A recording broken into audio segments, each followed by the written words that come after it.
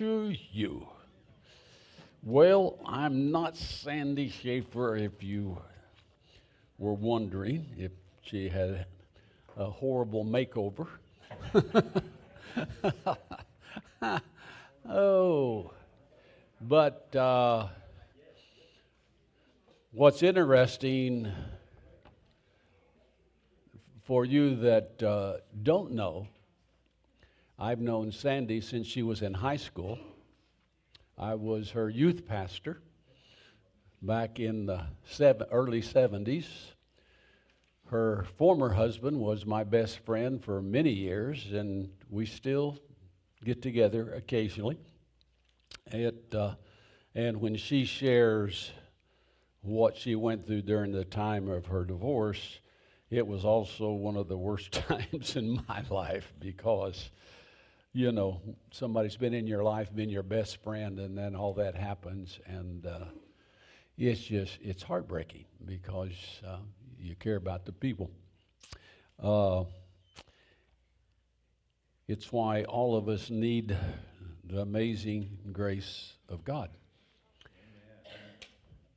For you guys that come from First Step here, I just want to say again what we like to say to you in case is there any first timers?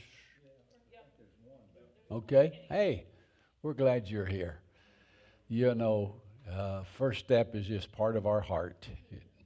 We don't look at it just as some kind of an outreach. It's more like this is our family, and we're so glad you're here. And hopefully we can bless you as much as you bless us just by showing up here.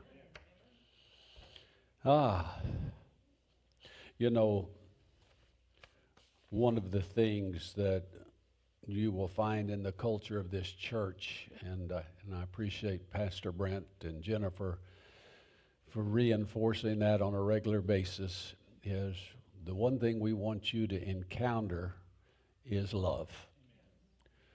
And if you have a relationship already with the Lord, you know His love. But if you don't yet, well, just accept our love until you open your heart to His. Because that's why we're here. And I'll tell a story on, this is Roy Jr. for you that don't know over here. Well, his dad was the one that first got their whole, and do you know if the Klan's going to be here today or not? Because because if somebody's sick or something, but I love it because his dad, well, his grandma, his dad's mom, was a Pentecostal preacher woman, raised him right, but he got away from the Lord and didn't quit going to church. And but I won't go into how he first came here. I've told that so many times. But the one thing he said when he came to this church for the first time, he said things like, well, you know, the music is a little bit different than I'm used to. And this, he said, but what I liked about this church is when I walked in, I could feel the love. And that is really what makes, I think, this place special. You feel the love. So if you haven't been, what we've been doing, Sandy Schaefer, who's a member of this church, has written several books, but this one she's going through is Live Fully in Him. And so what we've been doing is going through chapter by chapter, and 2 or 3 weeks ago we got to this chapter and on 2 sections, read through it in the class, and then started going through the questions that some of you have in your hand. And so she's on vacation with the family this week, and so sometimes when I fill in either for her or for Tim, I go a totally different direction. But I thought, since we've been on this, and it's a good subject, because when you talk about the subject of marriage, the principles that apply in a husband-wife relationship also apply to any relationship. And what I mean by that, we have friends, we have business associates, we have family members, and there's a saying that I adopted back when I worked at Journey Church in Norman some years ago, that all blessings flow through relationships. And I believe that with all my heart. And the unsaid part of that is not everything that flows through relationships is a blessing, right? A lot of stuff flows. And but when we talk about the challenges and learning lessons, most of us are either married, have been married, or will be married at some point. And so whatever place you are in at this time, you can still take the lessons that are from this book.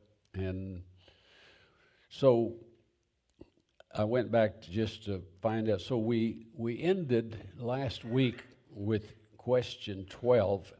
And some of these questions that are in here, they're mainly to spark discussion.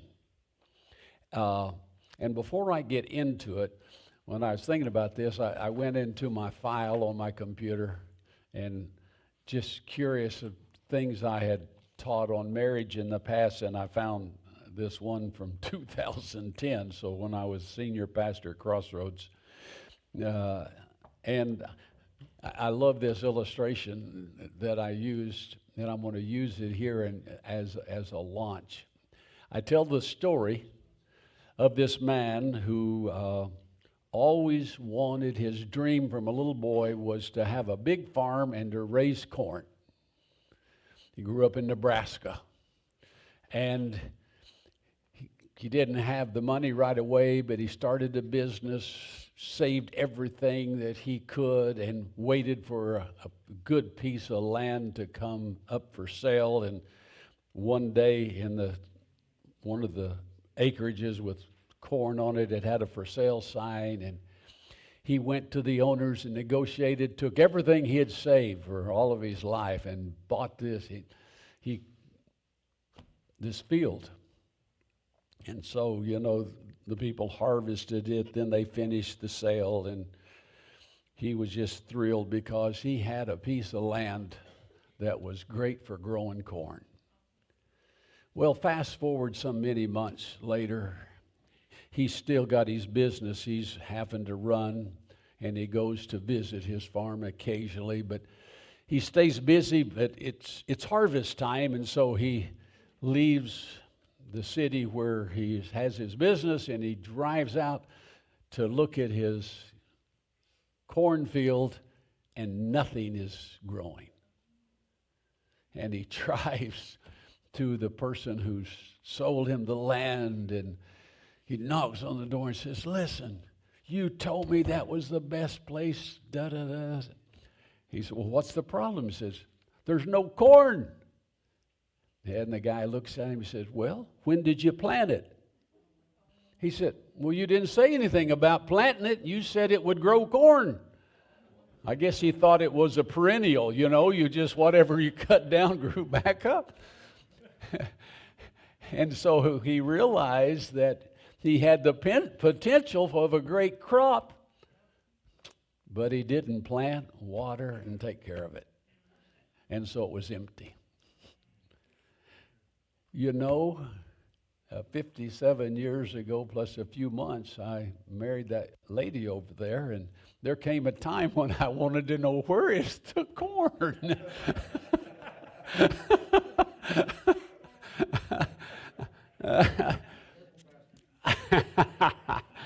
Hey,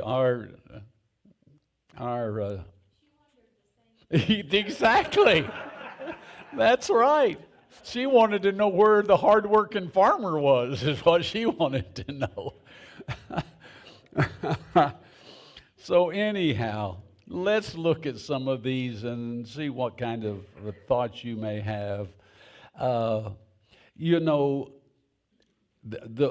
13, I think we're going to read it, but I think we've already covered it. How do our attitudes and actions shape the marriage we have? And that's what we're talking about. So let's just go to 14. It says, What does it mean for a marriage to endure seasons? Like weather, relationships face storms and calm periods. What helps a marriage remain steady and faithful through changing circumstances? So, uh, maybe somebody that has been married for more than a day or two can share with us some of the things, because I've shared mine so much. I want to start with Pastor Brent or Jennifer. Tell us something about what you've learned in all these years of the seasons of marriage, and then after them, somebody else maybe share.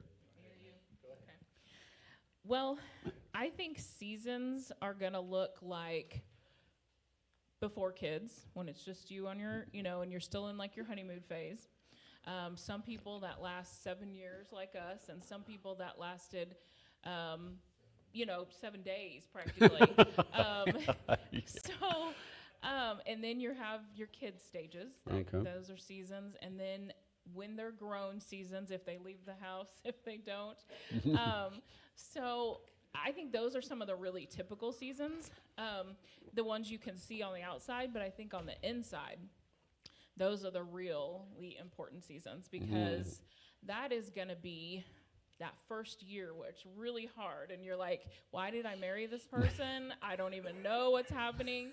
And then you get through that first year, hopefully, and then you start to like just truly get to know who they are, and you're still in that honeymoon phase, hopefully it restarts again, and you're loving them again. But then you're going to have seasons where she's going through menopause, and you're like, who did I marry? Who am I married to? Like, what is this woman doing?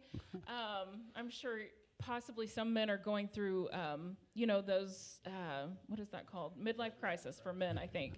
Thankfully, my husband didn't do that. Well, he's only 50. I know, but thank you, Jesus. We're not there yet, okay? And wouldn't it be horrible if those two things were happening all at the same time? So I think you're just always changing. Like, it's always changing what season you're in. Some of those seasons are going to be up on the mountain, and some of those seasons are going to be in the valley. Do you have anything to add? No, you're afraid to say anything, aren't you? That's fine. They hear from me a lot. Okay. Yeah. Okay. But yeah. So let me reflect what I'm hearing Jennifer say. Certain seasons are caused by circumstances like children, not children, maybe even job changes, challenges, physical things that you go through. So that's some of the things that are going to happen.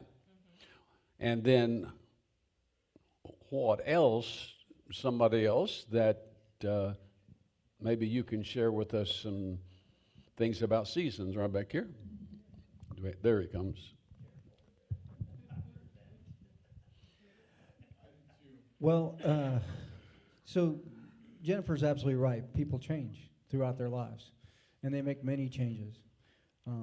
So you have a choice when you're in a relationship, and the choice is simple.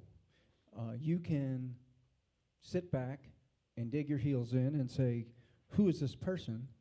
This isn't the woman or the man that I fell in love with. Or you can pay attention and you can listen and you can learn to love that person over and over again as they change throughout their life. When you make a commitment to someone in a relationship, you have to understand that you can't just sit back and not plant the seeds. You have to invest in that relationship. And a lot of times that means helping that person and being there to support that person through the changes in their life, because it's not always easy for them to change either. And remember that they're not the only one that changes. Okay. Tim? Read this a couple of months ago, and I really like it. It's the 5 phases of a marriage. The honeymoon phase is the blissful dopamine-fueled romance. The trap unspoken expectations, avoiding conflict, and pretending to be perfect instead of establishing boundaries. Then there's the reality phase. The vibe, rose-colored glasses come off. The trap, mismatched. Expectations leading to bickering and realizing that the marriage requires hard work. Stage 3, and this is what was interesting about it. Most people never get past stage 3. Mm.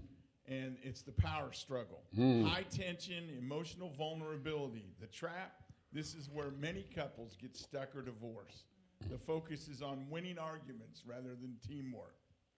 And what I enjoyed about all this was step 4 and 5. If you can get through those, the stability phase, a breath of fresh air and a mutual acceptance. The trap, the relationship can quietly slip into a routine. Boring, but if romantic gestures and emotional checks are only if those are neglected. And then last, the commitment phase. The true partnership, deep companionship, and shared goals. No longer is love involuntary feeling, but a daily conscious decision. Partners act as a cohesive unit to face life's challenges, careers, and family milestones. There is no trap. The value, highly secure, wholehearted love that transcends the initial honeymoon phase. Yeah.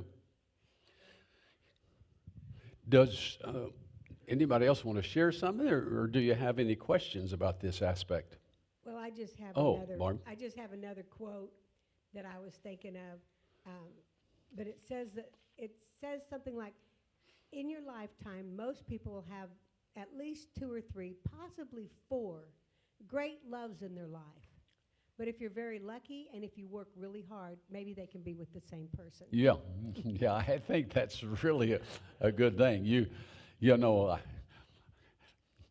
I think Shirley would tell you she's been married to 3 different men, and they're all me.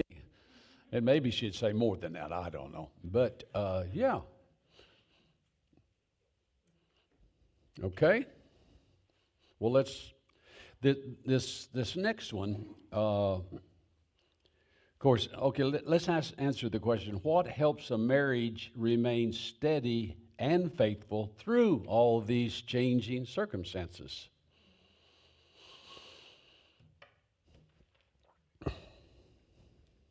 Jenny? Commitment is one thing, and just personal integrity another. My husband and I were married almost 38 years, and we were buddies, quote Okay. unquote. I mean, we complimented each other. Yeah. I think what it is that, like, Rick would not give me a divorce. He said, "I'm married for life." When we first got married, we didn't have a honeymoon phase because we'd met on eHarmony, and I guess that year was the honeymoon, but we got married. And when you really don't know someone, like, you're raised in a town and you know people, but when you get married, to me it was like, wait, who is this person? Yes. I know nothing about him. And I'm one to run. If things aren't good, I'm going to run. So one day he was just watching TV, and I'd been, you throw the stuff in the pot, and you're just trying to tell him I'm upset. And I went and got my suitcase, and I drug it through the living room, and I said, "I'm leaving." And he just looked at me like, "What?" So I go out the door expecting him to run after me, and he didn't. I came back, and I said, "I have no place to go with this." And then us being alone and having our grandkids live with us, we've just had, but we're buddies. We're team. But he would, it's because of him. So it's the commitment. Well. It's the commitment. Yeah, at least one needs a strong commitment as well. Okay, over here. Well, for me, it was my commitment to Christ. I could have never done it without Christ. I am strong-willed. I am independent. I have a type A personality to the nth degree, and I realize that. And so, yeah. Who said that?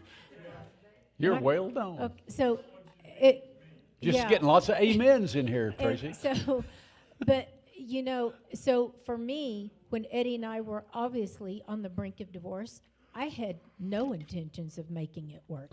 Absolutely El Zippo. And that day, the Lord spoke to me and told me to forgive and let him come home. That is right there is where the fight started. I was already settled in my mind what I was going to do. But where the fight started, I said, I know exactly how Jacob felt when he wrestled with God. And it became a fight then. The fight wasn't with Eddie, then it was with God. And I was not a happy camper. But deep in my heart, I knew what God had spoken. I knew what he had spoken. And I hated it. Guys, I'm not going to sit here and lie to you and tell you that I loved what God said to me. But I was at least sensitive enough to the Lord to know what he had said to me.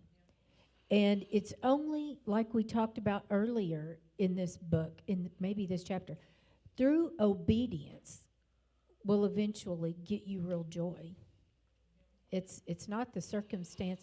Your circumstances may go to hell in a handbasket, but the one thing that is steady and true, if your commitment to Christ is everything, there is not one thing that cannot be solved if your commitment to him is what you are living for. For Paul said, for me to live is Christ. Amen. I agree with that 100%. I think I shouldn't say anybody. There's one couple I know. Some of you here know Kara and Gary Hendrickson. I called her one time when I was doing some marriage. It's been a few years ago. I said, Kara, have you and Gary ever had a real fight? Well, sometimes we get a little angry with one another, she said. And that's there are certain couples that just seem to have the right temperaments, but they are the rare exception. All right? And the truth of the matter is that any of us who have been married, 99% of us who've been married for any length of time have gone through those seasons of challenge. And you hear a lot about the divorce rates, and they're usually blown out of proportion than what they really are. And if you look at the research done of Christian families who go to church together and pray together, the divorce rate's very low. Not because they're perfect, but because there's something undergirding who they are. And it's not about me being happy in the long run, although all of us want to be happy. But it's about, what does the Lord expect of me? And I've shared in this church the time, 10 years into our marriage, that I was lamenting how my wife wasn't fulfilling my need, and God called me a big baby and showed me how selfish I was. And I still remember that day very clearly, and I said, well, I'm supposed to do, love your wife. And this is what I thought at that time. And there wasn't anything really wrong with my wife, although both of us brought so much baggage into marriage. I thought about this, that around the world there are Christians who literally risk and give their lives, are incarcerated, imprisoned, beaten, because they're following Jesus. I'm probably never going to experience anything like that. And my thought was, if the biggest thing I can do to honor him is to love my wife, and love is not about what I feel, to treat her with love, this is what I said to him, I don't know how, I'll do it for you. And I'm still working on that another 47 years later. What am I saying about that? There will be times that she and I will get into a spat. We are totally 100%, her temperament type and mine are opposite.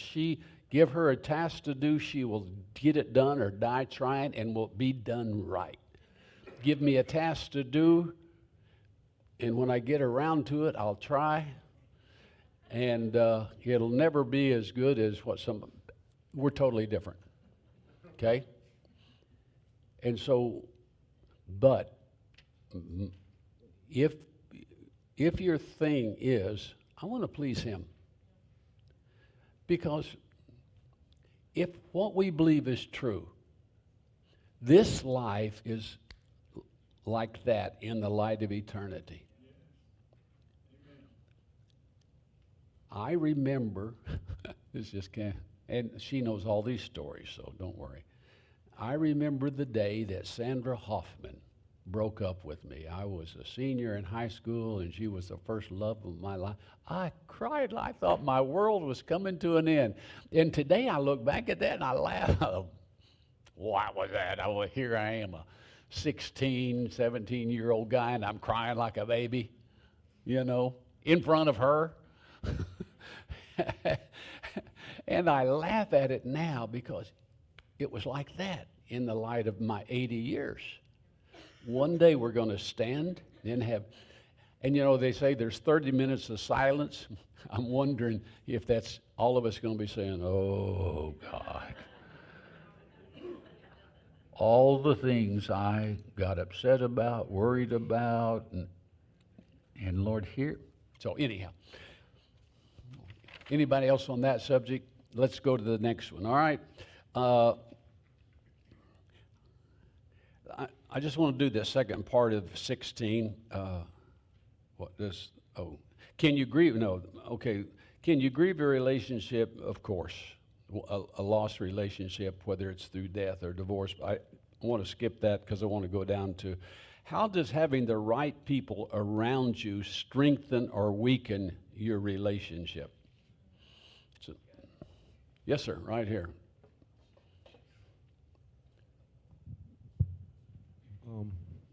That's a real good question. I was talking to my spouse. We was having a spout, our first one, and we got over the spout, and then we were talking about the next day. We were talking about boundaries, healthy boundaries between your friendships and your relationships. And I don't know how we got to it, but she was bringing up her friend and how she doesn't bring negativity to between what her and her husband is going through. Or she put it in other words, she said, I just wait for her to talk to me and open up. I never ask questions about what's going on with them or shoot him down or none of that stuff. I just say, okay, and so you have the people in your life that they either breathe life into your relationship or they breathe death into your relationship. There's no in between. So you have to guard your relationship with that. Your friends can be quick to, because they're your friends, take your side. And you might be in the wrong. And they might say, man, you don't need her. Man, she doing all that and she doing all that. And before you know it, it's inside your head and you're on the negative of what, instead of seeing your part that you play in it. So it can be a real dampener to your relationship. Yeah, that's good. Yeah, Jennifer? I was going to say, Barb and I had a conversation one time, and I think she just said the smartest thing. We were discussing something, and she said, you know, some people just hate healthy marriages. Like, they just hate healthy marriages. And, you know, obviously, if you have a healthy marriage, that's not someone that this person was wanting to be around.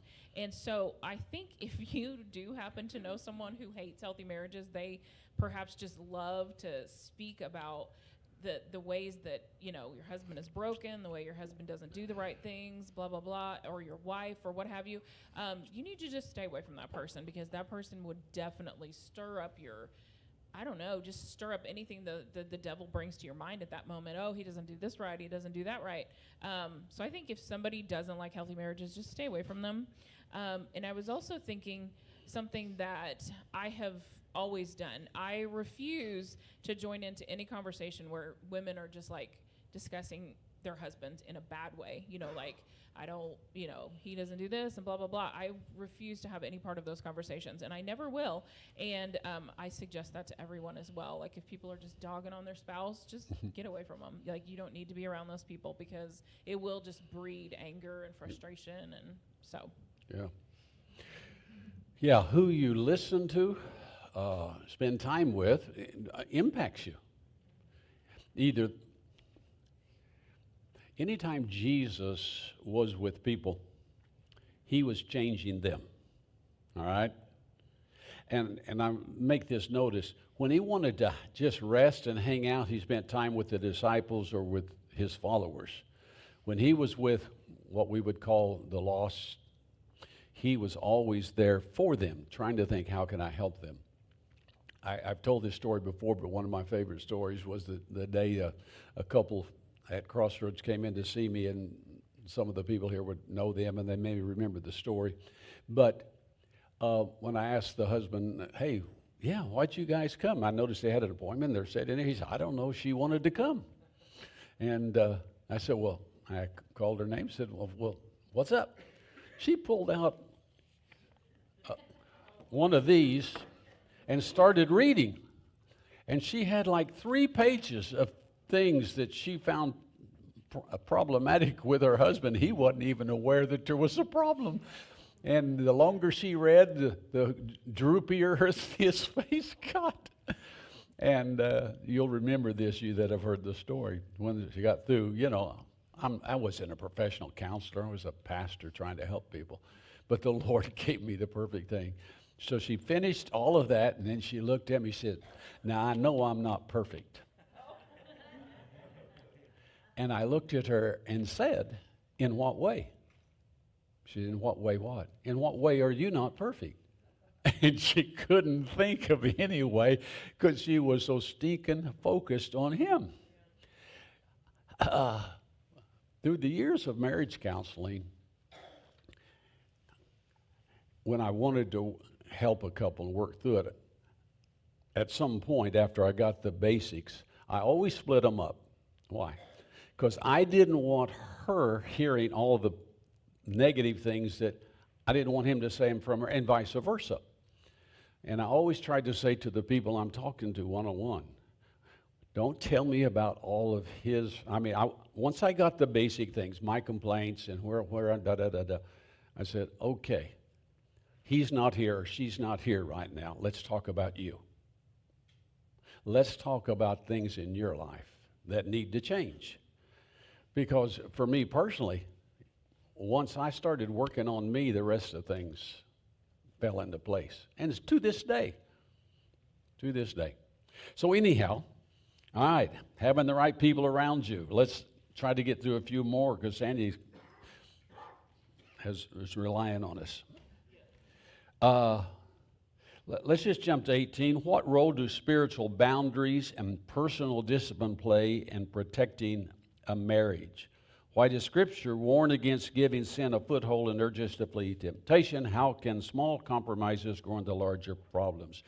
So let's talk about spiritual boundaries for ourselves, as well as boundaries sometimes with other people that can impact a marriage.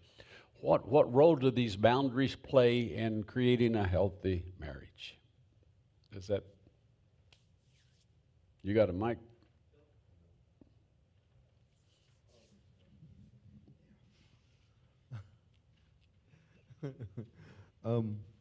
Spiritual boundaries are very important.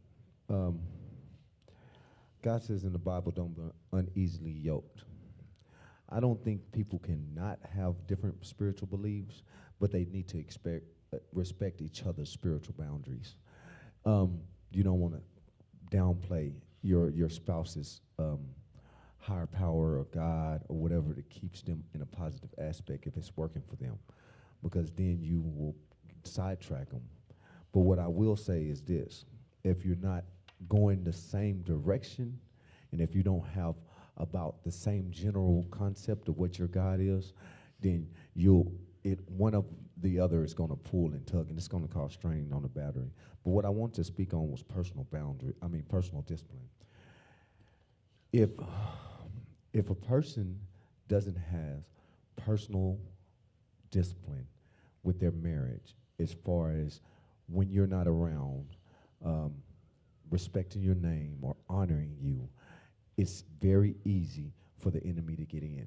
Like, if she's not around and I'm talking to a coworker, and happened to be a female coworker, and I started divulging what is wrong with what's going on with us.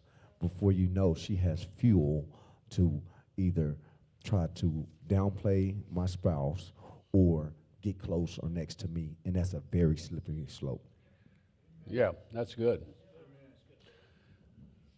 Over here.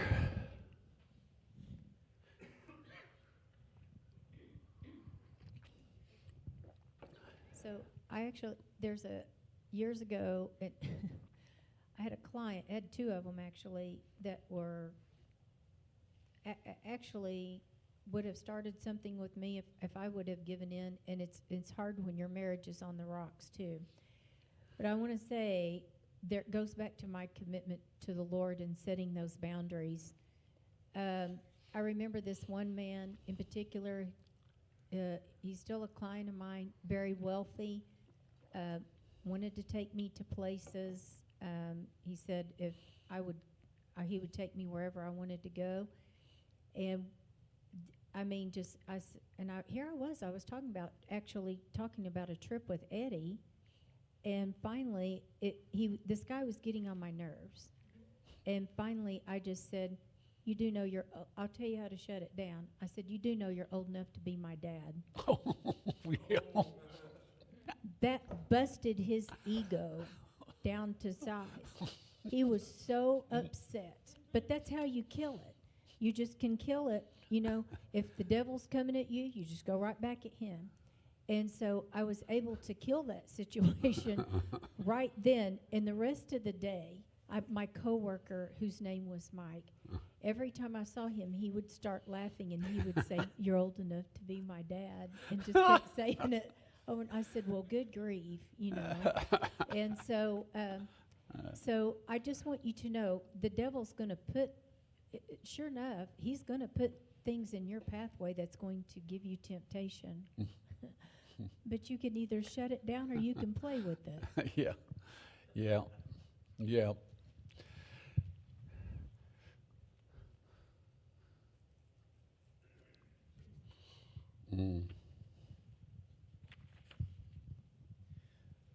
You know, today is kind of the world we live in is surrounded by social media.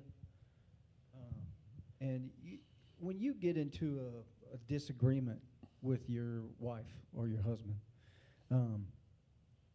my best encouragement I can give you is to say, to bring that problem to that person.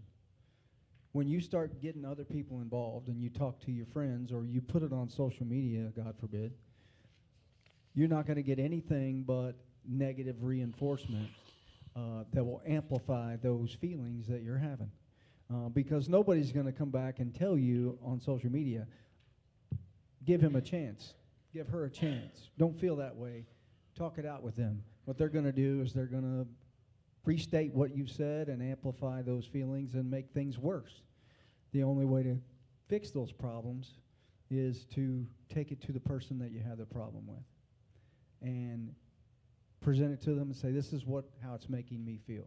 And when you can work that out with your wife or your husband, it will end right there. You start getting everybody else that can read your social media involved, and it's never going to be good. The other thing you need to remember about social media is that most people don't put their true lives out there on display on social media. They only show you what they want you to see. And so it gives you a false picture of the perfect marriage or the perfect people and the perfect lives, and you start comparing yourself to their perfect picture, and you'll never be able to live up to that. Yeah, I think that's a very valid point, because what can happen is you get a perception, and then you say, well, why isn't let's talk about people who share just the good things. Well, my wife doesn't treat me like that, or my husband doesn't treat me like that, and da-da-da-da, and so, yeah. I want to kind of use these last few minutes to share with you just a couple of things that I believe Shirley and I have learned through the years, because our temperaments are so different. So is there anybody in here, especially men, that you enjoy having your wife constantly remind you of something you were supposed to do that you didn't do? I mean, is that like one of your favorite things that, yeah? We call it naggy. And my wife would say, well, I wouldn't keep reminding you if you do it. And so we came up with a system. From time to time, on my mirror in the bathroom will be a little sticky thing with 4 or 5 things that she would like for me to take care of. Some of them are simple, some of them take a little bit more. But we came to this agreement years ago, by the way, and it may sit there for a week before I even do anything, but when I'm in the mood, you know, wives have moods and men have moods on different subjects, by the way, and then I'll do one and mark it off, do one, and when I do the last one, and she knows that I've given her permission to do that, and I want it, and it's not a threat to me, because these are things she'd like done. Now, she put up one here a while back, the last one on it. Okay, I'll just share a practical thing. It was redo the grout underneath the toilet in our master bath, because it had started kind of rocking. Part of the grout in the front had come off, and you sit down and you just feel a little rock. And I'm not a good handyman, but I took a quarter and a penny and I put it on the floor and forced it under the front of that toilet. And for 26 cents, I fixed that thing.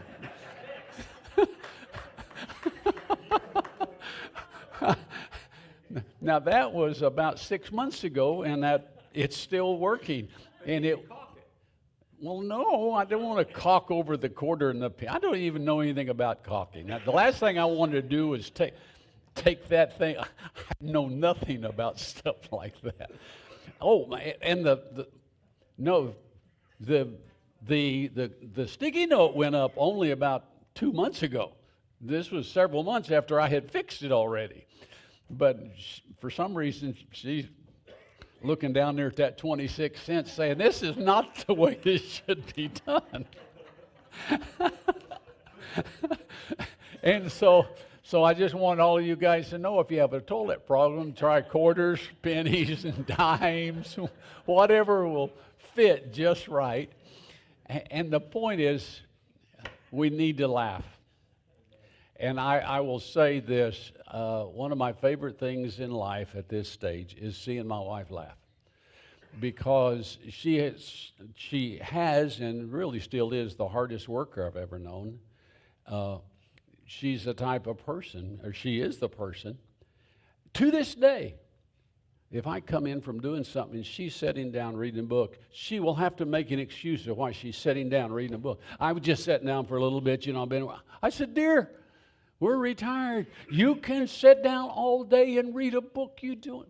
But that's the way she was wired. You that know her know she is I started to say workaholic, and she will do anything for anybody. I mean, when we were the senior pastor at Crossroads, she's going over to people's houses decluttering. And I don't mean telling them, I mean getting in. And she got bit by a fiddleback spider helping a woman clean up her house that was a wreck.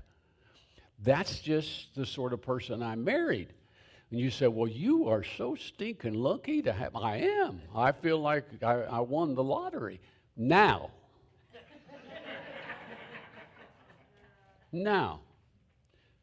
I just kept that ticket long enough to cash it in.